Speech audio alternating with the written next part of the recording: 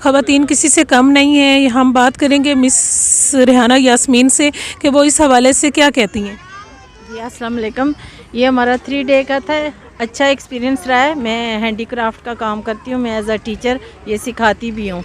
और ये मुख्तलिफ मटीरियल से मैं बच्चियों को, हम गर्मियों की छुट्टियों में जैसे बच्चियाँ फ्री होती हैं, matric FA second year first year की इस तरह की आती हैं, हम उनको सिखाते हैं और वो ये स्किल सीख के अपनी रोज़ी का ज़रिया बनाती हैं। आप क्या समझती हैं कि ये वक्त की ज़रूरत है या बच्चियों को किस हद तक सीखना चाहिए, जबकि अब मोबाइल का दौर है, डिजिटल है।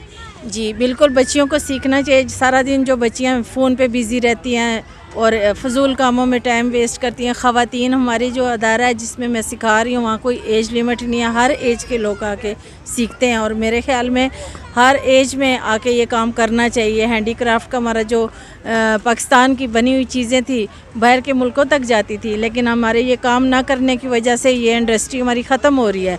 तो हैंडी क्राफ्ट हमारा, जैसे हम चाइना से इंपोर्ट करते हैं, हर जगह हमें आर्टिफिशियल चाइना नज़र आता है। तो अगर हमारे अपने मुल्क के हुनरमंद जो बेकार बैठे हैं वो ये काम करें तो उनके लिए बहुत बेस्ट है। मेल हैं, फीमेल हैं, कोई एज लिमिट नहीं है, आके हमारे अदारे में सीखते हैं, बनाते हैं। आपका इदारा प्राइवेट है या गवर्नमेंट से? गवर्नमेंट का है, हमारा गवर्नमेंट का है, सोशल वेलफेयर के नाम से।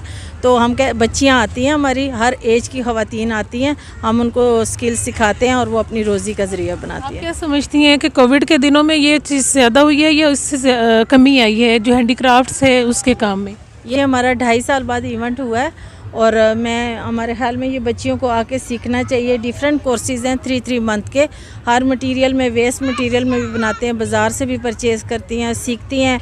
और मैं ख़ुद एज अ टीचर यहाँ पे आके खड़ी हुई हूँ ताकि बच्चियों को ये हौसला अफजाई मिले कि अगर एक टीचर भी आके स्टॉल पे खड़ी होकर सेल कर सकती हैं तो हम भी कर सकते हैं। जी, कोविड के दिनों में आप क्या समझती हैं कि जो बच्चियाँ घर में बैठी रही हैं, अब उनके लिए रोज़गार के रास्ते कैसे हमवार हो सकते हैं? यही है कि वो मुख्तलिफ फील्ड में जाएं और ये स्किल्स वगैरह सीखें और घर में बैठ के अपने घर वालों को सपोर्ट करें, क्योंकि बहुत ज़्यादा लॉस हुआ है कोविड के दौरान। नौकरियां नहीं हैं, मतलब रोज़गार के ज़रिए ख़त्म हो गए तकरीबन। हमारे आए दिन के लॉकडाउन, महंगाई की वजह से मतलब आवाम बहुत पिस रहे हैं। तो अगर बच्चियां भी करती हैं, वालिदैन वालद करते हैं, भाई करते हैं, अगर बच्चियां भी करें और घर की ख़वातीन भी करें तो पूरी फैमिली लेके अपने घर को चला सकते हैं। सोशल वेलफेयर पूरे पाकिस्तान में किस तरह अपना रोल प्ले कर रहे हैं ख़वातीन के हवाले? जी वो तो माशाल्लाह हमारा अच्छा, हमने फ़ीसेस वगैरह भी काफ़ी कम रखी हुई हैं बच्चियों के।